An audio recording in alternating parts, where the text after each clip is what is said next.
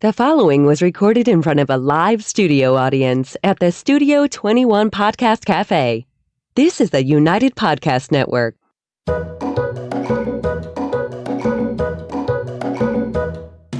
Welcome to the Quirky Dog Podcast, inspired by some of the quirkiest dogs you can ever imagine and the owners who love them. This podcast is brought to you by the quirky couple themselves, Scott and Jess Williams. Their aim is to educate and entertain. Here's Scott and Jess. Today, it's Scott and Jess and Shri. I'm so excited. All right, you guys, welcome to the Quirky Dog Podcast. Happy Wednesday. Happy December. We are rolling into the holidays. Today, we have our very, very, very special friend, Sriharsa Pradham on, and we are going to talk about him and his journey with his working dog. But first, we're going to start with the Quirky Tip of the Day. All right, in keeping with our holiday theme, you guys, my quirky tip for today is 10% off all Sustenance Herbs products. We had Sustenance Herbs owners John and Joyce on the podcast. That podcast is linked in the description.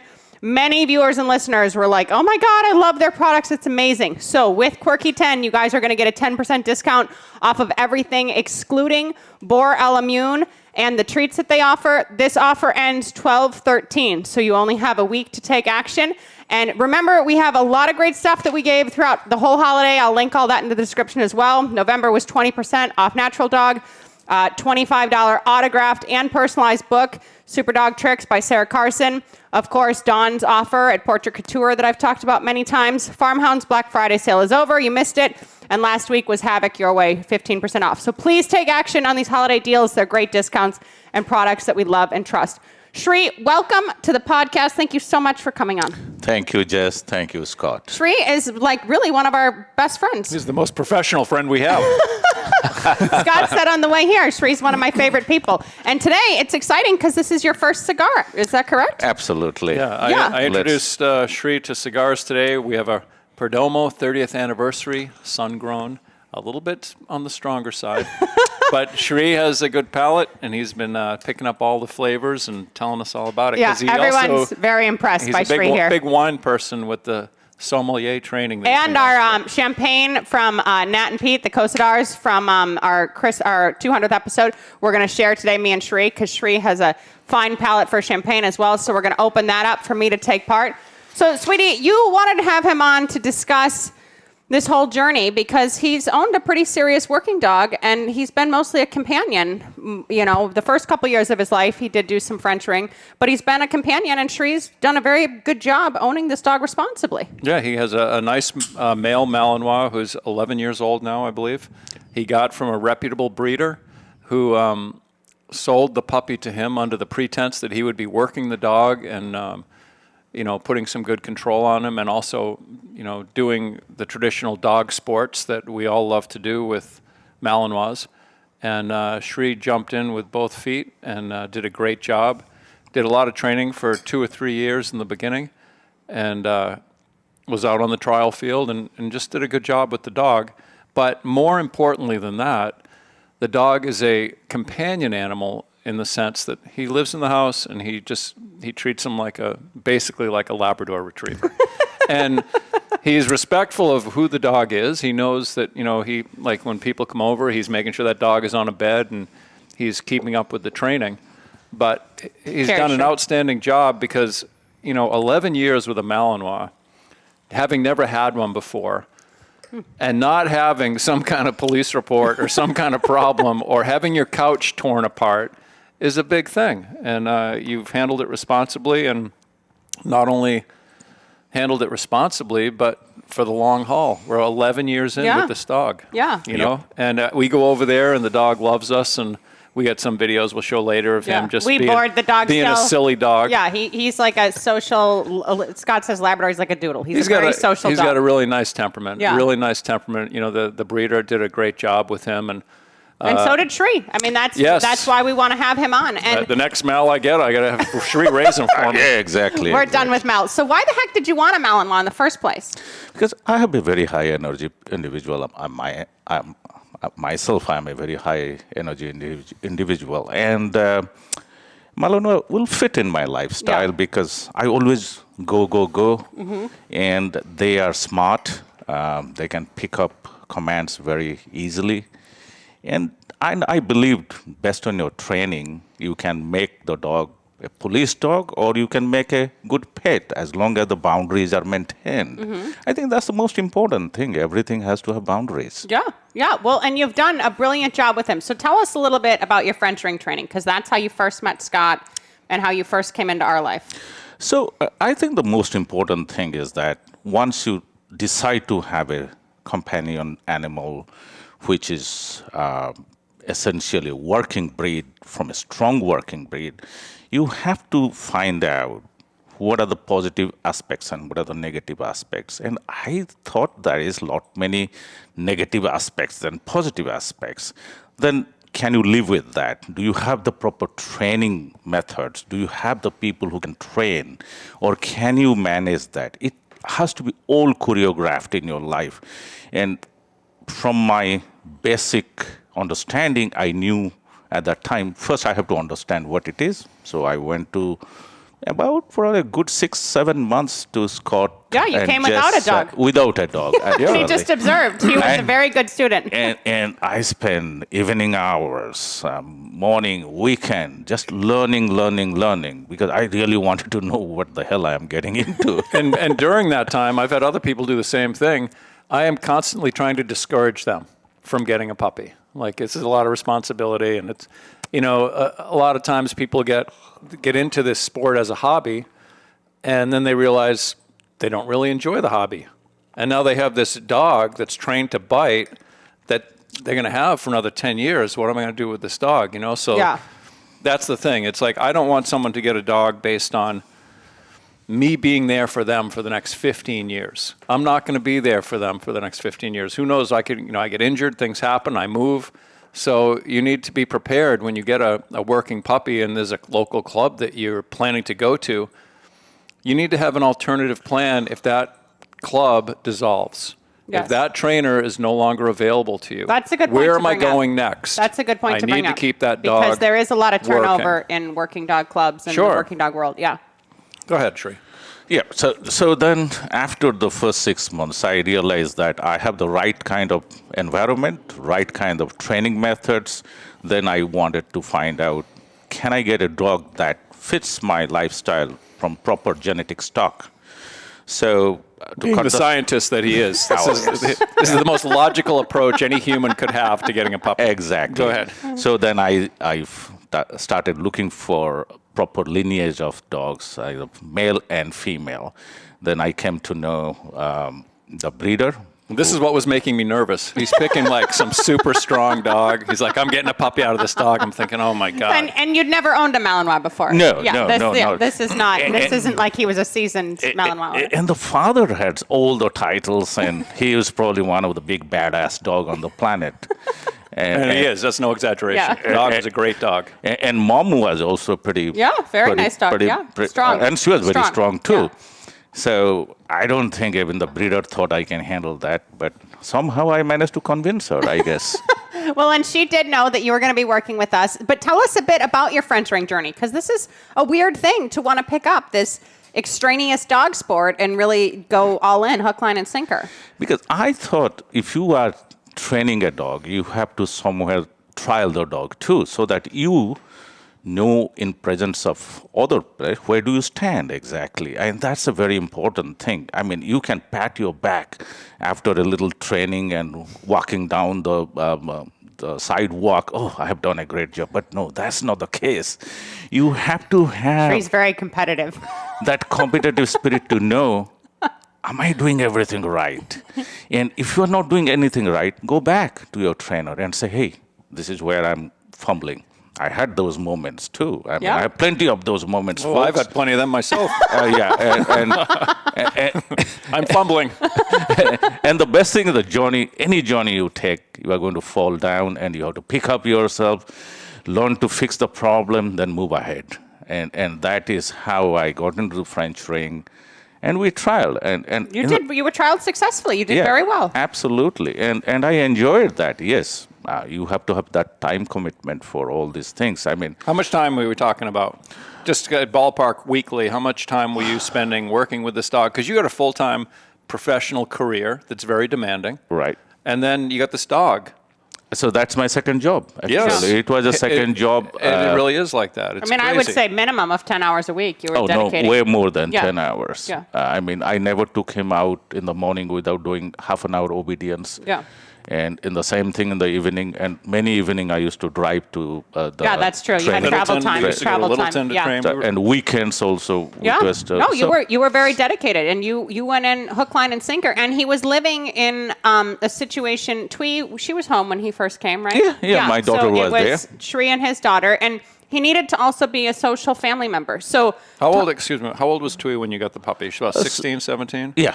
Yeah. yeah, so yeah, She wasn't a baby, but she was a teenager. late teenager. So Yeah. Shri had a lot of balls in the air, and he had to really make sure that he was doing this responsibly. And it was a big responsibility that you were taking on. And he wasn't an easy dog. It's not like he was a real No. diluted Malinois. He is a strong dog.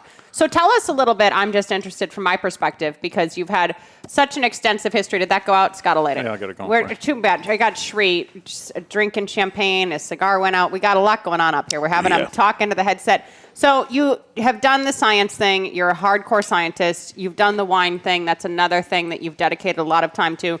What did you learn through dogs that was different than other disciplines that you've been dealing with before? Simple answer is my dog made me a better human. That's I can tell you one And thing. there was a lot of room for improvement when I met you. Boy. and Shri, because take a drag on there that. is nowhere There we go. there is no way you can have a working dog and not understand the dog, because if you make mistake, probably you will get bit too. Yeah, that's true. They're a little more unforgiving than some. Yeah. Yeah. For a human, you can actually talk to the human if it is doing something wrong or if you don't like something. For a dog, you have to understand the dog, actually. And that doesn't happen overnight. You have to understand the mood, you understand the behavior. And luckily, I had the best trainer with unapologetically, I'm trying to We love butter you guys. We were now. also the only trainer. Right? yes. We didn't have anything to compare it to.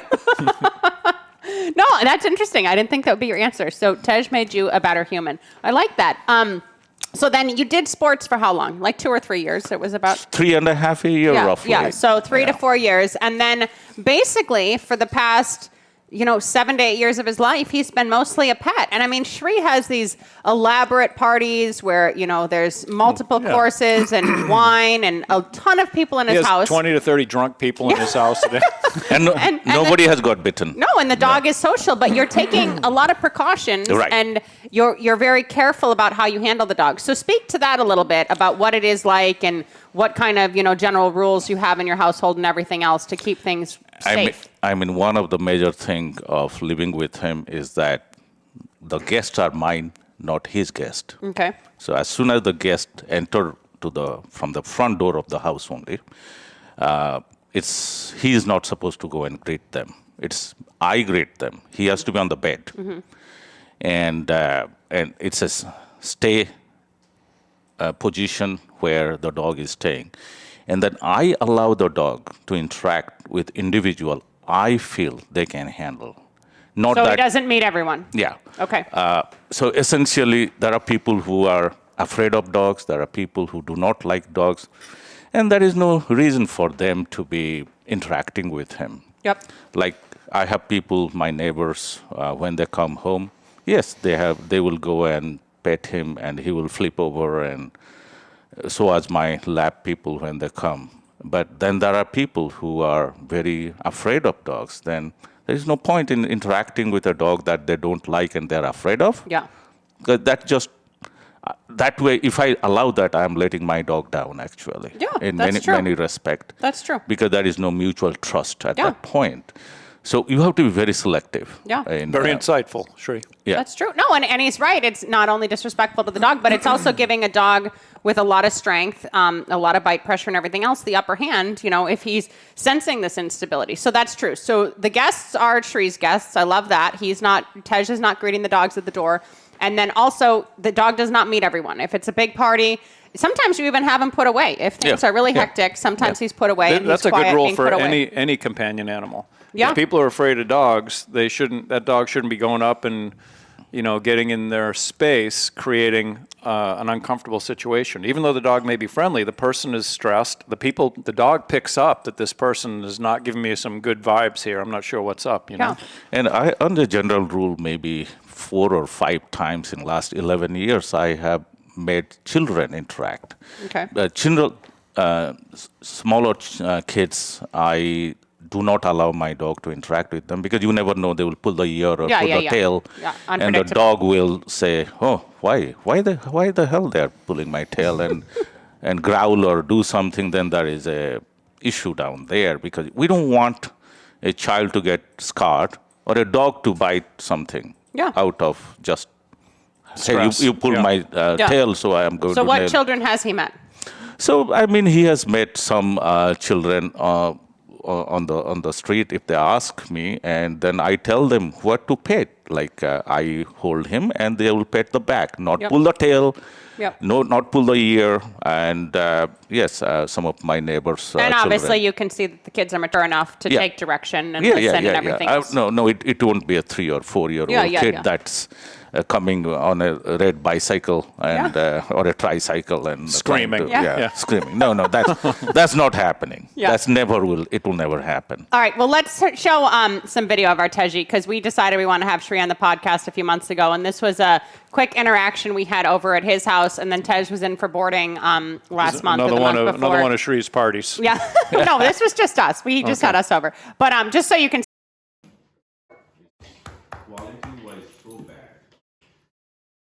What do you mean the food? Here. Like, Chinese Are you a good boy? I know that they will never give me anything that is bad. Well, not at Su Chang's. Yeah. Come here, lay down. Good boy, Tej. Those are our snacks. Good boy. You happy? You happy? So he's a very social dog, I mean, when Scott and I get there, he wants to get off his bed just because he's known us also for 11 years. I mean, he's known us since he was a wee puppy. Scott and Shri were in my puppy class that I was teaching with Tej and Jimmy. I mean, we go way, way back. So, when we get to the house, whether there's a lot of people or there's just us coming, he's very excited to see us. And then for boarding, he's crawling out of our skin. He wants to, he's crawling out of his skin. He wants to see Scott if he's out. He really likes us. We have a very close social bond with this dog. And it's important just to show you that, these working dogs, they can be very intimidating. They may not be great with strangers on the street. But, a lot of them are softies at heart, and he has a good heart. He's a good-hearted dog. Yeah, and another thing I must tell you, I never actually crate him after 3 years. Really? He has been full range of the house when I leave the house, and he has never tore a single... So you just have the crate out to store stuff on. You still have it out. Yeah, right. Now, crate is, again, I use that as a control mechanism, as a management mechanism when people are coming or... He doesn't like a worksman comes to the home and contractor and trying to, or the cleaning ladies are coming. So he goes to crate. There is no reason for him to say hello to a cleaning lady crew. Especially if you're at work, Yeah. And so those are the type situation where the management is absolutely essential because you don't want to make a mistake where things can go out of control. Was he ever destructive in the home? Nope, never. Even he doesn't steal his own cookies. Yeah. So I mean, again, in French ring, there is the food refusal training. I think that played a huge role. And he loves his cookies, but he will never steal. Yeah. Not even one time. Yeah. Well, you've done a great job with him too. So talk a little bit, because Shri has dated various women over the years. There was one relationship that you had where he was a little forward with the woman, right? Like you had a little bit of trouble there. So talk a little bit about him and how he's played a role in interacting with, Twee and other people in your life. It's a great way to evaluate dates, too. If they don't get along with a dog, they hit the road. I think he has a good nag about people. And some people, he will be a little bit... pushy. Some people, he will let things... unfold in the right way. So I think he figures out much faster than me for sure. I should take him on my next dating trip to Oh, your first date, yeah. figure out what it is all about, This is right? my service dog, yeah. And then what about with your daughter? Because she had a stint where she was living overseas for a while, but she's back home. So how does that work? Because she handles him sometimes and even watches him sometimes. Yeah, I think my daughter handles almost 50% of the time now. Which is a lot. Yeah, because, and with her, the relationship is very different. They are just like good buddies, good friends. And he does take a little advantage of many time to just make his own way rather than waiting for her. Yeah. But overall, it's a very harmonious relationship. I think he goes with her for walks, miles and miles of walks, and he doesn't do anything naughty.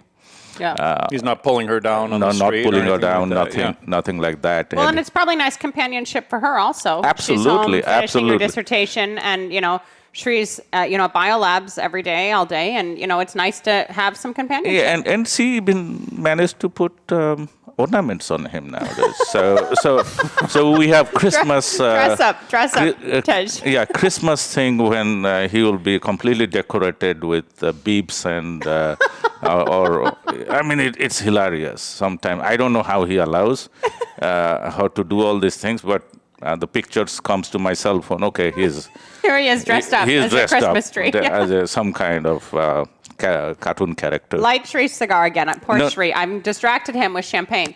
How was your first cigar? I want to touch on this a little bit because I got you going now with the fine champagne too. But you've never in your whole life smoked a cigar? No. Okay. As a matter of fact, I have seen a lot of cigar, and I think he is intentionally letting it go out.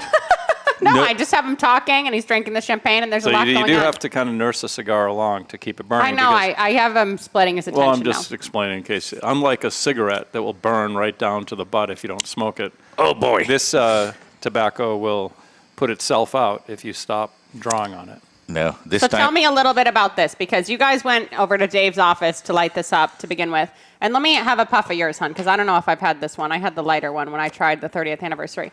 So what is it like? What is this cigar like for you? Do you enjoy the taste? What is it like? See, I come from a wine background. Basically, I have a lot of certification.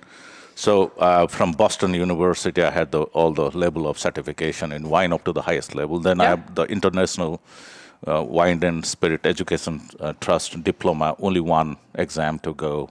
Then I will have the diploma that works all over the world. Yeah. And to give, just to put that in perspective, how many people in New England have that last level of certification? Probably not more than 10 Yeah. max. It's not like doing an online course in wine tasting. Yeah, no. So when you test wines, you try to get the flavor profile. Yeah. And when I had this cigar today, I just saw a lot of flavor profiles are very similar. You get that tar, you get that violet flower, you get that earthy taste. It's like an old-aged wine. Yeah.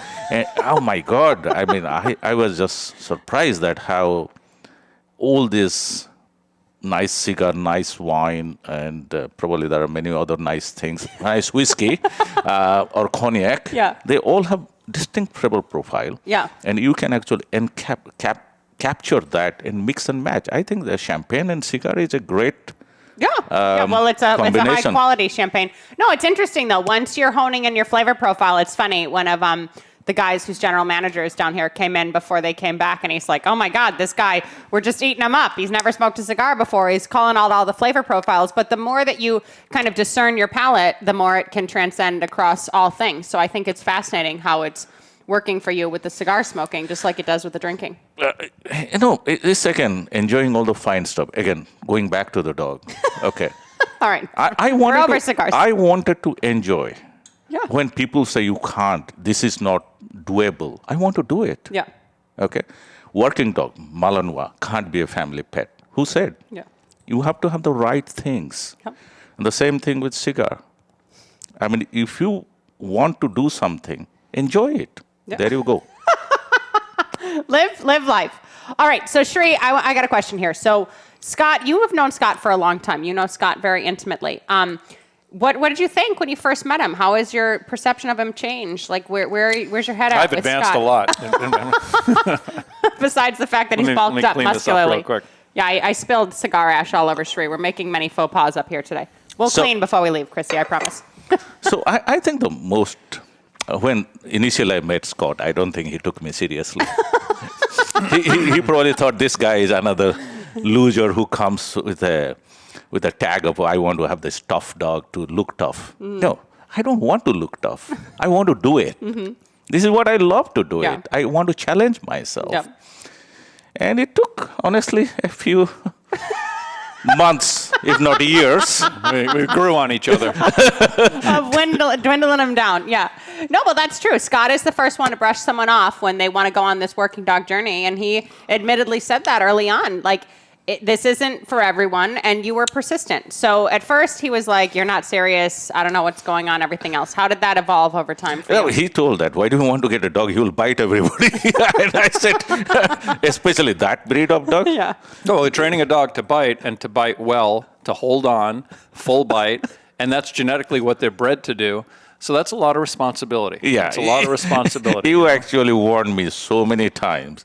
You were dissuading me every single time. And you have most likely forgotten And Shree's that. spirit, he still brought that puppy home and he still went to French ring practice. Okay, so Scott brushed you off for a bit. And Well, I was impressed at how often he came without a puppy. Yes, that's true. You were committed. And you came to Gemini, I think, at that point. Yeah. We were training in Gemini. And you, at that point, Scott was working the father of this litter and a bunch of other dogs. He was working way too many dogs on Friday nights back in that point in our relationship. And then how did that relationship and that dynamic evolve over time for you? I think Scott is like I will read my wine analogy. Our relationship... Sour. No, not really. Because that's oxidized wine. Wine that is not kept properly. That might describe Scott. I mean, for you maybe, not for me. So I think Scott was very cold in the beginning, very restrained, clever profile. Okay. And with time, we can see the genuine Scott. Yep. As soon as I think he realized that I'm not giving up, Yep. he said, okay, damn, another pain in the ass. I got to accept. I have to take this guy, and he's not giving up, so I better keep my reputation better. Yeah. So he actually got into the loop, and we did a lot of things together. And over years, I realized he's actually not that tough badass. He's a softy, considerate, nice person. Yeah. And I respected I second that. I respected that. He softened up a lot over the years. And after seeing you with him, I think my respect even went Yeah. a little bit higher. We have one friend. We'll have her on the podcast someday. She says, I mean, he never smiled. I never saw him smile. He was just grimacing all the time. And then he met you, and then he smiled. But, you know, Scott, that's true. He has a tough exterior, and especially when it comes to working dog stuff, he kind of puts on a front. But, I mean, we very quickly became pretty close, I would say. I think because we are all hardworking people. I mean, we all have the same philosophy in life. We take things by the horn, basically. Take the bull by the horn type of people. And it worked very well. And also there was a lot of trust between all of us. Yeah. I think once we crossed that threshold of not trusting to trusting, or I won't say not trusting, what is this guy who has never had a dog in his entire life? Yeah, just the unknown. To knowing you were and suddenly going for a dog that has prone to bite, because they're genetically bred to bite, to someone. I have to prove to him, honestly. It's Did it like for Scott. I think that was probably the hardest part, is that to get Scott's confidence that this guy can handle this. Yeah.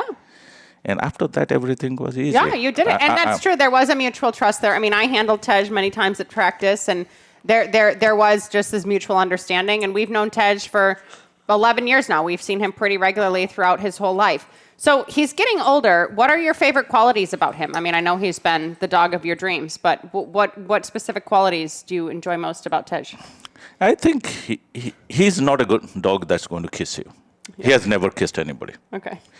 But he will come like a kitty cat. Yeah. And he actually tells nowadays when he wants to be petted, or when he'll demand affection 9 o'clock in the evening. At a particular couch, he will go and wait down there for someone to come. Yeah. Otherwise, he's looking at you. Or he will come back again to your wherever you are, then go back to the couch, tell that it's time for a little Love touch, fest, soft yeah. show. Yeah. Yeah. So he's basically running the show now. No. He only runs the show when he wants to get affection. Okay. And that's like I think it's probably a habit now. Maybe 10 minutes, 15 minutes, he will have this. Doesn't sound like a bad routine to me. Sounds like right up Scott's alley. He likes a dog that cares, but not too much. That's why you like Bam. And the listeners who probably don't know, when you pet a dog, you produce a lot of feel-good hormone in your body. And the dog's body. So it becomes a cyclical mechanism. You pet the dog feels good, and then you feel good, you pet a little bit more. It's called oxytocin hormone. And that can become an unhealthy... No, it's actually healthy for your mental health. Your blood pressure if you're always doing this... No, not always. Yeah. I'm go talking, from 9 p.m. to 9 a.m. No. What I am trying to tell is that everything in moderation is a good bonding process. Yeah. You pet your dog, you treat your dog, then you do the exercise with the dog. You tell the dog to do something. And honestly, I never do anything for free with him.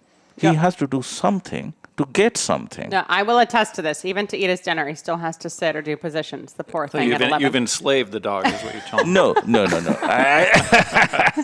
You know, Jess does this to me. I'm sitting on the couch. She comes over. Will you hold my hand? I tell her no. This is the affection part. It's too much. Yeah. It's too much. I need some space. I was going to say, what do you do for me to get your hummus and your carrots brought to you? All right, Tani, tell me about your journey with Shri. What does that look like from your perspective? Not even based on what he said here today, but what do you remember looking back on things? Well, he's very committed, very dedicated. He was always showing up whenever there was an opportunity for training. He'd be there with his dog. He had all the gear, he had all the tools, he had the best, he had the toys. Whatever we told him to get, he would get it without question. We tell him, get this type of collar, get that. He'd have what he needed. And he definitely you were always giving it your best. And that, when you don't know what you're doing, the best isn't good enough typically because you don't know what you're doing. But you're there and you're trying and that's where you're working it out. You're learning these techniques, all these little techniques that experienced dog handlers take time to improve. It's always an improving thing. Yeah, especially how when you're you not handle a leash, crossing over from one sport to another. It's not like Shri, was doing agility or competitive obedience and then did French ring. Like he jumped in hook, line, and sinker, one of the most difficult breeds, one of the most difficult dog sports. Yeah, and I'm not saying that I have perfected anything. My handling is average at best, as far as how I consider it. Because I'm always looking at people that are better than me. When I was training my dog, when I was just starting out like Shri did when he came with that puppy, I was trying to find people that were very good that I could learn from. And I did the same thing Shri did. I was going to clubs without a dog, and I'd ask the training director, could I go out on the field and walk with you and listen to what he was saying to the handlers so that I could pick up things. And a lot of people go to these clubs, and as soon as they work their own dog, they're just gossiping on the sidelines. Yeah, they could or care less. flipping through their phone. They don't care what anybody else is doing. They're just there for them and their dog. And quite often, those are more experienced people. They feel they're more experienced, and they don't feel there's anything they can gain from watching a new person with their dog. But everybody that's out there, whether they're very experienced or first-time handlers, there's always stuff to learn. There's always things you can pick up by watching them and how they interact with their dog. Even if they're doing everything wrong, that is a great learning opportunity. Yes. You see, that didn't work. I'm not going to do that with my dog. Yeah, when Shri showed up to train, he was there for training. And I want to add, I think both of you kind of have become good friends. You have big egos in different areas of your life. No, you do. But your ego never intersected with dogs. No. And I that is such a nice thing to see from a dog training perspective, because sometimes it is humbling, right? The dog's making you look like an idiot. And Very humbling. and all of this. And Shri was so good about being very conscious of like, okay, I'm going to keep my cool. I'm going to focus on this no matter what it looks like in the science lab or in his wine classes or anywhere else in his life. His ego never intersected with the dog training, which is a rare find because that's normally what gets hurt first in dogs is your ego. And a lot of times people with that big ego will take out their frustration on the dog, which is not helping anybody. It's not good for the dog. It's not good for anybody watching it. Yeah. You know, everyone feels uneasy because the person's being a little too hard on their dog because they're frustrated, you know? Yeah. So you got to kind of keep your ego in check and sometimes be a little bit more thinking on the technical side than the emotional side with everything, you know? Yeah, I totally agree. I think once you make couple of mistakes, you learn more. Without making mistake, you will never learn anyway. Yeah, that's why I've learned so much. And the good thing about Scott is that I never. Occasionally, I might have asked you a question, but generally, I was trying to soak up a lot. And that's why I used to watch very carefully who is making where mistakes so that I don't make. Otherwise, I will get whipped. He wasn't that hard, but when he worked 18 dogs a day, it was a thing. It's a conscious decision you make. It is, yeah. If you want to be good somewhere, you will make mistakes. Yeah. And then you have to eat that humble pie and do not make the same damn mistake again. Yeah. Otherwise, you are an idiot. And don't take it out on your dog. All right. No. So the last thing I want here is for this podcast to be, coercing any pet dog people to want to get a working dog. So just tell us in your own words why you chose this path and why it's not the path for everyone to choose, if that makes sense, that question. Dedication and commitment and your desire to succeed. Some people want to do skydiving, for example, but if they make a mistake, they will be dead. Mm-hmm. Okay? So I take anything I do in my life, I take to the highest level, and I want to put all of my dedication to that. And it so happened I have the right people, I have the right breeder, I have the right dog. That's why I'm today so happy. For $1 million, you can't buy my dog by giving me anything. He is not to be sold He ever. loves his dog more than anything. Period. I mean, if you need a dog, I got a couple. But I think when all the stars are aligned properly, I had the best dog. And honestly, that dog has taught me a lot more in my life. I'm a better person because of him. I'm a better leader because of him. Better scientist because of him. True. Yeah. That's the truth. Yeah. The dogs teach you so many things that you will never be able to teach yourself. Mm-hmm. Humans don't teach you that. Yeah, well, they're a mirror. They're a self-reflection in a certain sense. And I truly believe that you guys had a huge amount of things that you have done for me. This is not to, again, butter you up. And without you both, probably, I would have been just a mediocre. Well, we don't even have to think that. Shri is honestly, he's like family to us. We go over for Christmas. We've celebrated many holidays with Shri. We're very grateful to have him on the podcast. We've known him a long time. We'll know him forever. He's very important in our lives. So unless something happens to me, and I get kicked out or I fall from the sky. Unless he takes up skydiving. When we stop getting the Christmas invitation to the party, we'll know that something happened. Right? Oh, you are getting an invitation. It's the neighbors and it's the dog trainers. That's who comes. All right. Any closing thoughts, honey? Anything I missed? Well, I will say that, you definitely had your commitment to the dog, I think, was stronger than to the sport, and I really appreciate that. Because when I got involved in French Ring, I was committed to the sport before I had a dog. I was putting on the suit and I was doing the, receiving bites and trying to learn from that end of it before I was a handler. And I saw the good dogs and I saw the dogs that had issues that were weak or confidence issues, but I didn't know anything. And the club that I was training with in the beginning, some of these people that I trained with were saying, "Oh, the dog is no good. You need to not to me, but to other people. That dog is no good. You need to get another dog." And of course, they had the perfect puppy for them. That they Scott were had to pay selling money dogs. to get, yeah. And when I first got involved, I had a few puppies that they weren't biting, they weren't advancing the way the training director where I was going felt that they should be training. And they're like, "Well, you need to trade this puppy out. This isn't the right puppy for you." And I did it. I would spend good money on a puppy. I would rehome the puppy to a good home where I found someone that wanted to work with this dog that wasn't biting. And because I wasn't committed to the animal. And in retrospect, I don't feel that was typically the right way to go, because a lot of these puppies are slower to mature, and they do develop what's needed a little bit later down the road, not necessarily right out of the gate. And I don't think that you would have, if Tej, we said we don't think he has what it takes, you weren't going to say, okay, I'm going to send him back to the breeder and get another puppy. You were committed to him. Yeah. And I appreciate that, because what I did learn from that first year or two, and then working with Adrian, who's a good friend of mine in California, who had people coming to him with these weaker dogs, he'd say, let's just keep working. Let's just keep working. And there were dogs there that I saw turn around. Now, it was a lot of work, but dogs that seemed like it was hopeless, that went on to compete, did okay. They weren't working at the highest level, but they were able to go out there and work at the lower levels and legitimately compete with these dogs. And the people were so happy. And so I had that attitude that, let's just keep working. If a dog isn't showing a lot of what's needed, let's keep nursing it along and see, not to keep people coming, because I could care less if people ever came. I'd rather work with the dogs than the people. But just sticking it out with the dog that you got, knowing I got the dog from a breeder I like the parents, we're going to make this work.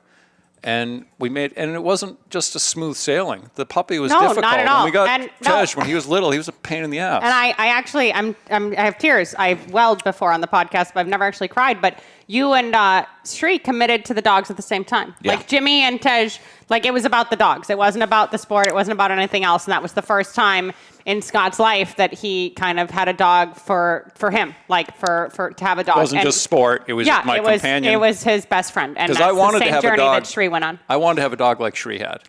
I wanted to have a dog I could go do bite work with, compete with, but he was like a family companion. Yeah. And I wound up getting these dogs that were so strong that they just didn't do well being loose in the house. Having both, yeah. They were great on the field, but they just were so intense that they were problematic to just let them hang out. And when I got Jimmy, a Border Collie, I thought, I'll try to do some bite work with him. He's not bred for that, but he does like to bite, so we'll mess around with that. But I was totally committed to him as a companion. So I worked with him to a certain point, and I felt that continuing to do the bite sports with him was detrimental to him. I decided we're not going to do this anymore. And I've had a great 10, 11 years with that dog. Yeah. And still do, So it's about the relationship with the dog for me, sometimes over and above whatever activity I thought I was going to be doing with or whatever the dog. title you're going to get, or anything else. Sri, any closing thoughts here? Well, I think everything is possible on the planet. As long as you put the right amount of time and you have the right people to train your dog. And having a dog is essentially not your child, but it takes a lot of dedicated work to train and assimilate the dog to your family and to your friends. And as long as you do it, no dog is difficult. No dog is going to be a problem. Yeah. And you're not able to put kids in crates these days either. So. And Sri did his work on the front end. He got a dog from a reputable breeder, not a rescue. Sri, thank you so much for coming on. Thank you for being our friend. Thank you for the last decade. Literally, we will know Sri forever. When he walked into the podcast studio, I was like, meet our friend Chrissy. This is our friend Sri. We brought him right back to meet Dave. We absolutely, positively love Sri. We consider him like a family member. Him and his daughter Twee have been a very important part of our lives, and we love Teji too. So we just wanted to impart what owning a working dog and raising it and kind of owning it as a companion most of its life could look like for some people. And for some people, it works out great. But Sri certainly put in the due diligence, and he is above and beyond most of society. I'll give you that. Thank you both for being a wonderful partner in my life and with Tej's life. And I'll be always thankful for that, because what Tej has got to my life is I can't even He describe. taught him to be a better human. Exactly. What better credence could you give a dog? All right, you guys, thank you so much for joining us. Make sure to check out Sustenance Herbs this week. It is Quirky 10. It's only for a week. They have some of the best freaking products on the planet. The link will be in the description. Thank you once again to Sriharsa, our good friend. And Cheers. happy holidays. First cigar. Happy holidays to all. Happy Decembers. And keep it quirky, guys. Keep it quirky. The views and opinions expressed by the hosts, guests, or callers of this program do not necessarily reflect the opinions of the Studio 21 Podcast Cafe, the United Podcast Network, its partners, or affiliates.